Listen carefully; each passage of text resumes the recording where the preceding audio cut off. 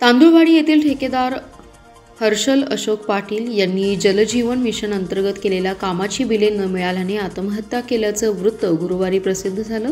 मात्र ठेकेदार पाटील यांनी जलजीवन मिशनच्या कोणत्याही कामाचा करार केलेला नाही, त्यामुळे जिल्हा परिषदेच्या अभिलेखानुसार पाटील हे कंत्राटदार असल्याचं आढळलेलं नाही। त्यामुळे या ठेकेदाराची जिल्हा परिषद देणी लागत नसल्याचा खुलासा ग्रामीण पाणी पुरवठा विभागाचे कार्यकारी अभियंता संजय येवले यांच्याकडून करण्यात आलाय।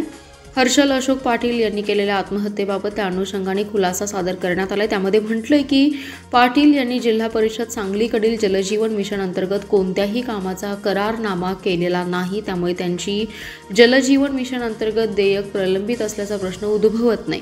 तसेच जिल्हा परिषद सांगलीच्या उपलब्ध अभिलेखानुसार सदर व्यक्ती ही कंत्राटदार म्हणून नोंदीत असल्याचं दिसून येत नाही।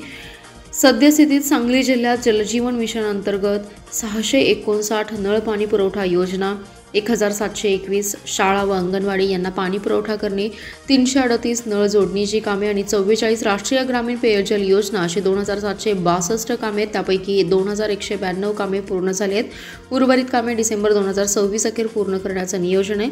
सांगली जिल्ह्यात एकूण करारनामा केलेल्या कंत्राटदारांची संख्या 341 इतकी आहे। जलजीवन मिशन अंतर्गत कामाच्या आराखड्याची एकूण किंमत ही रक्कम 954 कोटी 53 लाख इतकी असून आतापर्यंत मागणी झालेल्या देयकाची रक्कम 481 कोटी 81 लाख इतकी आहे। यापैकी रक्कम 462 कोटी 72 लाख रुपये इतकी रक्कम संबंधितांना अदा केल्याचं कार्यकारी अभियंता येवले यांनी सांगितलंय। नमस्कार, मी संजय येवले, कार्यकारी अभियंता ग्रामीण पाणी पुरवठा विभाग, जिल्हा परिषद सांगली।